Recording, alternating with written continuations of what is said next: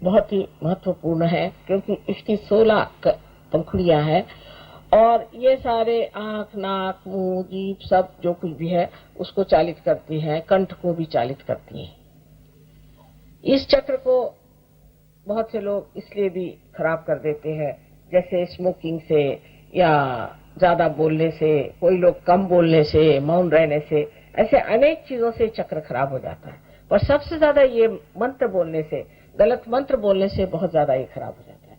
उसकी वजह से लेफ्ट साइड जब पकड़ जाती है तो यहाँ का ये, आप जब ये सोचते हैं कि मैं बहुत दोषी हूँ, मैंने गलती की, मैंने वो गलती की, तब ये चक्र पकड़ते हैं। जब ये चक्र आप पकड़ते हैं तो इससे अंजाइना की बीमारी हो सकती है आपको, और भी अनेक बीमारियां हैं जो कि इस चक्र से, जैसे स्पॉन्डिलाइटिस वगैरह इस चक्र से। राइट साइड के चक्र से आपको जुकाम हमेशा रहेगा, आपको तकलीफ रहेगी, आपका आवाज जो है वो बुढ़ाई जाएगा जल्दी, और बोलते वक्त में आप ठीक से बोल नहीं पाएंगे। कोई कोई लोग तो एकदम कुछ दिनों बाद एकदम मौन ही ले लेते हैं, इतना ज्यादा ये चक्र खराब हो जाता है। लेकिन इसके आगे की दिशा ये है कि अगर आप एक ही मंत्र को बहुत बोलते रहे, जैसे हरे रामा हरे कृष्णा, इन लोगों को यहाँ का थ्रोट का कैंसर हो जाता है। इस तरह के मंत्र बोलने से थ्रोट का कैंसर हो जाता है, और फिर उसकी जो आगे चीज बढ़ती है तो वो फिर हो सकता है कि सारे शरीर में फैल जाए। पहले उस चक्र पे ही गति करती है कैंसर की, और उसके बाद में दूसरे चक्रों में भी ये उतर सकता है।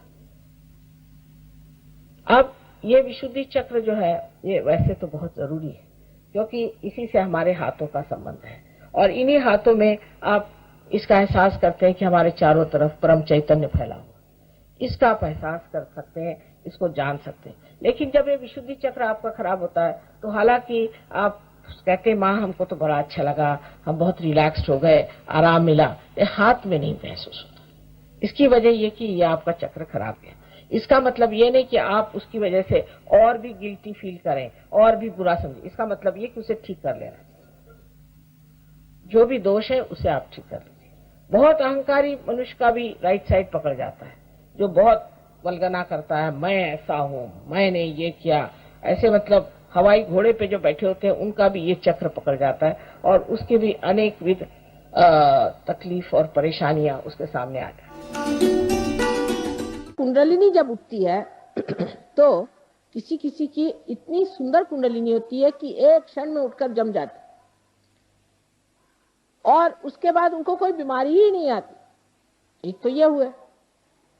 उसके बाद दूसरे ऐसे लोग होते हैं कि जिनकी कुंडलिनी उठती तो है पर बार बार गिर जाती। ऐसे लोगों को कुंडलिनी बार बार उठा करके जगाना चाहिए, क्योंकि ये कुंडलिनी की जो शक्ति है, यही आपका इंजेक्शन, यही आपकी दवा, यही आपका धन्वंतरी, यही आपके डॉक्टर, यही सब कुछ। अगर ये शक्ति आपके अंदर बहेगी नहीं तो हमारे हाथ कैसे चलेंगे। और तीसरे लोग हैं जिनकी की कुंडली जमी बैठी, वो उठती ही नहीं। ऐसे लोगों को ठीक करना कठिन जाता है। श्रद्धावान लोग जो होते हैं, जो कहते हैं हाँ थोड़ा सा हमारा फर्क आ गया, ठीक हो रहा है, उन पे कुंडली नहीं चलती। बहुत से लोग हैं, हमने बहुतों को ठीक किया, बीमारियां ठीक करी, लेकिन हमने देखा ये कि उनमें से बहुत कम लोग सहयोग में उतरते हैं। आपको सोचना चाहिए कि परमात्मा जो है वो भी समझदार है, और ऐसे दीप क्यों जलाए जो प्रकाश न दे। ऐसे दीप को जला के फायदा क्या, समय बर्बाद करके, कि जो सिर्फ अपनी तंदुरुस्ती ठीक करने आते हैं। ऐसे बहुत से पहलवान भी हैं जो मेरे पास आते हैं कि माँ हमें शांति दो। क्या तंदुरुस्ती ठीक होने से सब कुछ हो जाएगा? फिर एक चक्र ठीक होगा, फिर दूसरा खराब होगा। आज एक बीमारी होगी, फिर कल दूसरी होगी। रात दिन मैं क्या यही करती रहूं? एक तो पूर्व पुण्याई भी चाहिए और नम्रता भी चाहिए। बहुत से लोग ऐसा भी सोचते हैं कि जब वो सहयोग में आते हैं तो हमारे ऊपर वो उपकार करे जा रहे हैं। ये नहीं समझते कि हमारा ये अहोभाग्य कि आज हम आए, हमारी कुंडली जागृत हुई और हमने इसे प्राप्त किया। जब मनुष्य ये समझ लेता है तभी परमात्मा उसे स्वीकार करते हैं, न कि अहंकारी मनुष्य को कि हाँ भाई हम तो खास करके इसीलिए आए, जैसे कि आप हमारे ऊपर उपकार कर रहे हैं। उपकार परमात्मा का हमारे ऊपर है, उनके ऋणी होना चाहिए, उनको धन्यवाद देना चाहिए कि प्रभु हमें ये समय दिया कि हम इस चीज में आए, अब हम तुम्हारे दरवाजे आए। सिर्फ बीमारी ठीक करने वाले जो आते हैं उसमें हमारा चित्त जाता ही नहीं। हाँ, यह है कि जैसे ही कुंडलिनी का जागरण हो जाता है और जब कुंडलिनी उठ जाती है तो जो जो बीमारियां, जो ऊपरी बीमारियां हैं, ये सब ठीक हो जाती है। लेकिन वो कुंडलिनी को जमाना पड़ता है, थोड़ा अभ्यास करना पड़ता है।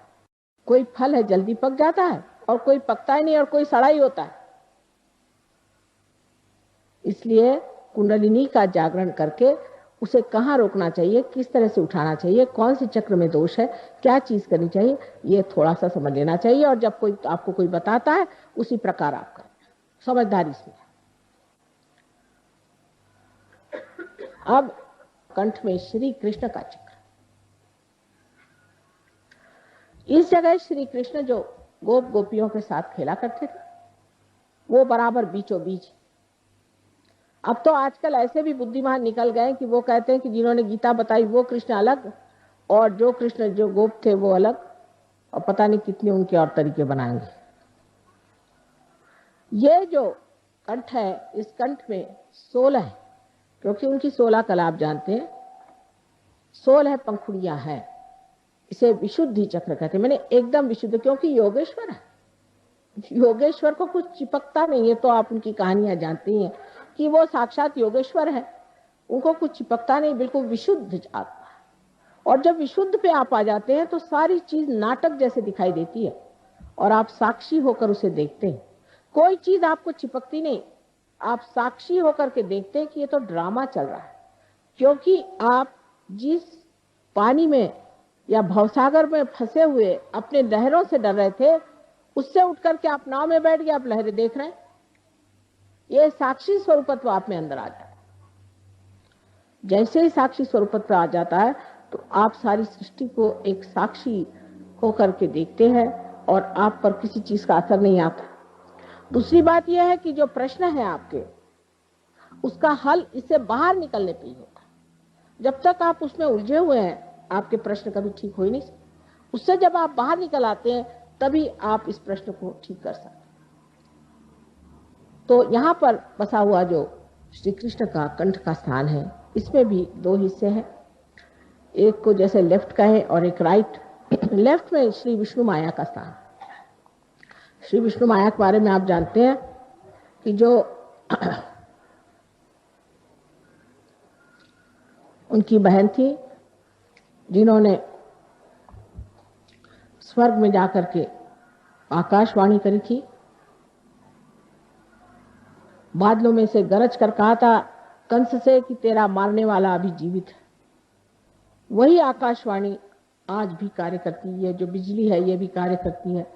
और आप कभी देखिएगा तो आपको आश्चर्य होगा कि हमारे भी फोटो बड़े कमाल के आते हैं।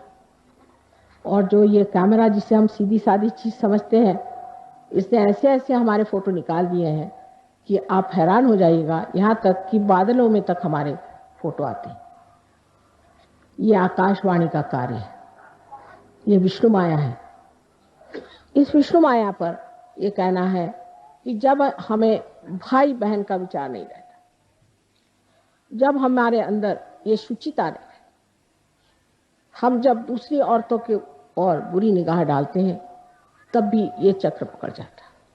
या किसी कारणवश हम ये सोचते हैं कि हम पापी हैं, हम दुष्ट हैं, और इस तरह की बेकार की अपने बारे में न्यून कल्पना कर लेते हैं, तब भी ये चक्र पकड़ता है।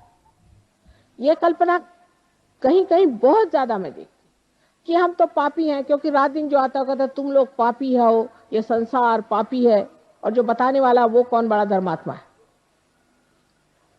ये सब बातें सुन सुन के मनुष्य अपने को इतना नीचा गिरा लेता है कि उसकी ये लेफ्ट विशुद्धि पकड़ती है, और इसके पकड़ जाने से अगर हृदय में भी पकड़ आ जाए तो अनजाना जैसी बड़ी घातक बीमारियां हो जाती हैं। रात दिन कभी पत्नी, कभी पति, कभी घर, कभी समाज, किसी भी औरत में यह हमेशा बढ़ते रहता है कि तुम बड़ी खराब। उस वक्त ये चक्र पकड़ जाता है और इससे अनेक बीमारियां हो जाती, पर सबसे घातक बीमारी इसकी अनजाना की है।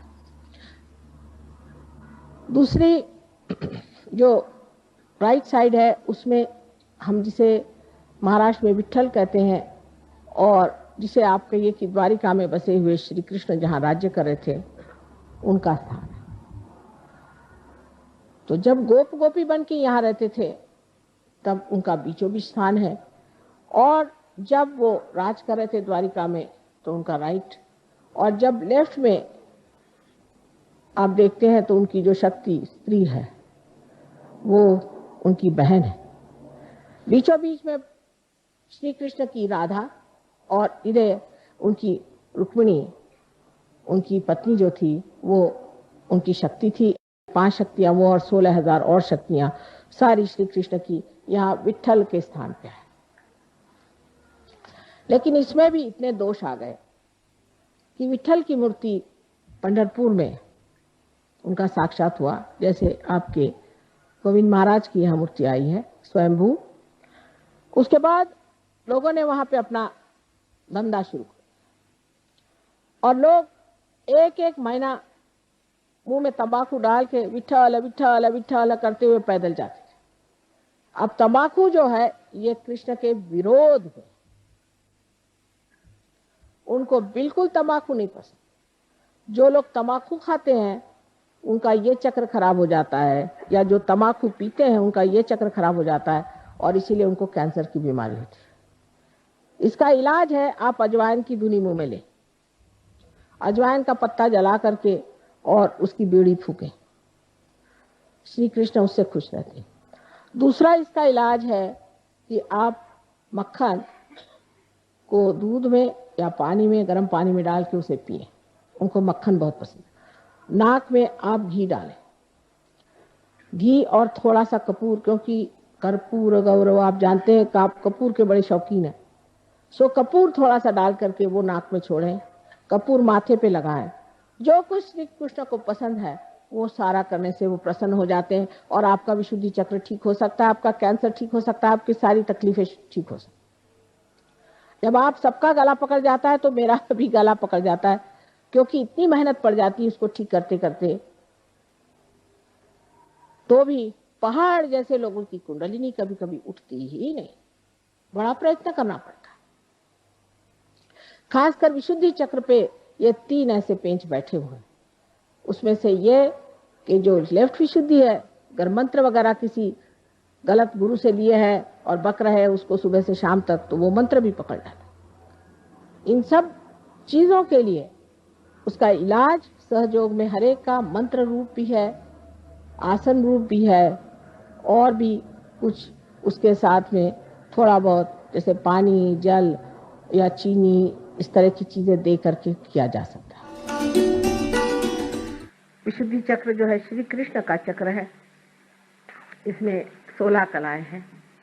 इसी प्रकार 16 सब प्लेक्ससेस, जिसको कि हम पंखुड़ियां कहते हैं, हमारे अंदर है।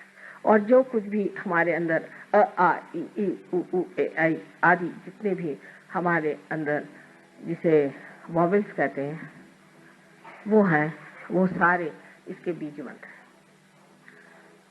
जिस वक्त आप कोई गलत मंत्र कहते हैं तो वो मंत्र की वजह से कोई गलत इंसान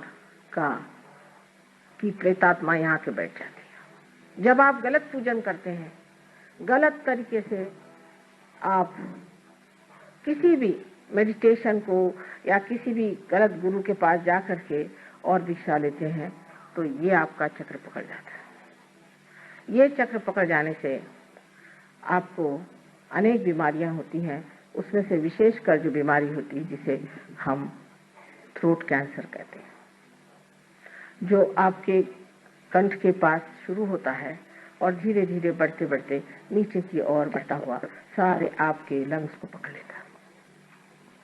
ये थ्रोट कैंसर उन लोगों को होता है जो बहुत से नाटक भी करते हैं भगवान के नाम पर। भगवान के नाम पर पागल जैसे गंज बांध लिया, सर पे गले में कुछ पहन लिया और खिलाना शुरू कर दिया, अरे राम अरे राम अरे राम। ये सब नाटक करने की क्या जरूरत है? परमात्मा अंदर है, सब कुछ अंतर योग है। बाह्य में इस तरह के अनेक नाटक करना, कभी कुछ तमाशा करना, कभी कोई दूसरा तमाशा करना, अंदर ही तो जान पड़ता है कि गलत काम कर रहे हैं, और इसीलिए मनुष्य कभी कभी उसमें दोषी महसूस करता है। और कोई कोई लोग तो सभ्यता की दृष्टि से सोचते हैं कि हमेशा दोषी रहना ही अच्छा है। जैसे सवेरे उठिए, उनसे बात करिए, माफ करो माफ करो माफ करो, भाई क्या हो गया, आखिर क्यों परेशान हो रहे हो, ठीक से तो बात करो। सवेरे से उनको यही लगता है कि मैंने कुछ ना कुछ गलती कर दी है। अंग्रेजी भाषा भी ऐसी है कि बोलते वक्त हमेशा आई एम अफ्रेड। भाई काहे के लिए अफ्रेड, आपसे तो दुनिया अफ्रेड है। 17 मरतबा I am sorry I am sorry I am sorry, sorry है तो क्यों ऐसा काम करते हो। तो जिस आदमी में इस तरह की न्यूनता की भावना आ जाती है, वो भी लेफ्ट विशुद्धि पकड़ लेता है। सहयोग में लेफ्ट विशुद्धि जब साफ होती है तो आश्चर्य होता है लोगों को कि माँ सब तरह के स्पॉन्डिलाइटिस, सब तरह की परेशानियां पता नहीं कहाँ भाग गई। और यह विष्णु माया का स्थान है, ये विष्णु माया का स्थान है जो कृष्ण की बहन है, जिनके बहन और भाई का विचार नहीं होता, जो दूसरी औरतों की तरफ गंदी निगाहों से देखते हैं, उनका भी ये चक्र पकड़ जाता है। जिनमें वो पवित्रता की भावना नहीं होती है, उनका भी ये चक्र पकड़ जाता है, क्योंकि अंदर से वो जानते हैं कि गलत काम कर रहे हैं, तो वो जो गलत काम कर रहे हैं वो भावना अंदर बनती जाती है। कभी कभी झूठ मूठ में ही बनती है और कभी कभी सचमुच में बनती है। चाहे जो भी हो, उसे निकालना बहुत आसान है। सबसे तो बुरी बात यह है कि सुबह से शाम तक बताया जाएगा तू बड़ा पतित है और मेरे लिए आप अगर 500 रुपया ला दीजिए तो मैं तुम्हारे पाप मोचन कर दूंगा। माने आपका पैसा मोचन होते ही आपका पाप मोचन भी हो जाएगा। और फिर रात दिन यही खोपड़ी में डाला जाता है कि तुम पापी हो, तुम पापी हो। तो मनुष्य सोचने लगता है कि वाकई मैं पापी हूँ। इसमें मैं देखती हूँ कि कैथोलिक धर्म के जितने भी लोग आते हैं उनकी लेफ्ट विशुद्धि हमेशा पकड़ी रहती, क्योंकि उनको तो जाके कन्फेशन करना पड़ता है कि मैंने पाप किया। अब किया भी नहीं होगा तो भी करना ही पड़ता है, क्योंकि जिस दिन चर्च में जाओ कहना ही पड़ता है। इस तरह की अजीब अजीब परंपराओं से भी मनुष्य इसको पाता है। गलत मंत्र कहने से हो जाता है, अनेक चीजों से लेफ्ट विशुद्धि पकड़ी जाती है। सिगरेट पीने से, तंबाकू खाने से, सबसे लेफ्ट विशुद्धि पकड़ी जाती है। अब राइट विशुद्धि तो ऐसे लोगों की पकड़ती है कि जो बहुत जोर जोर से डांट के बोलते हैं, चिल्लाते हैं और बिगड़ते हैं, और जिनका गुस्सा बड़ा तेज होता है, और जो प्रेम से बात करना जानते ही नहीं, और जो बहुत ज्यादा भाषण देते हैं झूठ मूठ के, जिनको कुछ ज्ञान नहीं, जिन्होंने आत्मा को पाया नहीं, तो भी लेक्चर झाड़ते हैं, उनकी भी राइट विशुद्धि पकड़ती है। और राइट विशुद्धि जो है विट्ठल का स्थान है, श्री विट्ठल का स्थान है। इसको विट्ठल के मंत्र से ठीक किया जा सकता है। इससे लोगों को अनेक तरह की बीमारियां हो जाती हैं, जिससे राजगारी से संबंध है। बीच में श्री कृष्ण का स्थान है। इस वक्त कुंडलिनी श्री कृष्ण के स्थान पर स्थिर होती है, तब मनुष्य साक्षी होकर के उस योगेश्वर की लीला दिखता है। सारा संसार लीला में, इसमें इतनी हड़बड़ाहट की, घबराहट की, इतनी परेशानी की कौन सी बात है। ये तो सब नाटक हो रहा है, सब नाटक देखते हैं। इस नाटक को देखना ही मात्र बन जाता है। जब आप देखते हैं कि नाटक है, थोड़ी देर तो घबराते हैं, उसके बाद जब स्थिर हो जाते हैं, आप स्थापित हो जाते हैं, तब आप जानते हैं ये नाटक है। और इस नाटक को जान लेना आपके लिए बड़ा ही सुखदायी होता है, क्योंकि फिर जो स्थित प्रज्ञ की भाषा है जो श्री कृष्ण ने बताई है वो सिद्ध हो जाती है। कहना नहीं पड़ता कि अब आप परेशान नहीं हो रहे, ऐसा आदमी परेशान ही नहीं होता। हमें यही आश्चर्य होता है कि लोग सब क्यों परेशान हो रहे हैं। परेशान होने से तो कोई बात होने नहीं वाली, तो क्यों परेशान हो, बेकार में क्यों बर्बाद करें अपनी एनर्जी। लेकिन वो कहने से नहीं होता है, जिसको आदत है वो परेशान होगा ही। और हमें तो कोई लोग कहते हैं क्योंकि आप परेशान नहीं होते इसलिए हम आपके लिए परेशान होते। तो मैंने कहा ठीक है, अगर आपको परेशान होना तो होते रहिए, ऐसी कोई परेशानी की तो बात नहीं।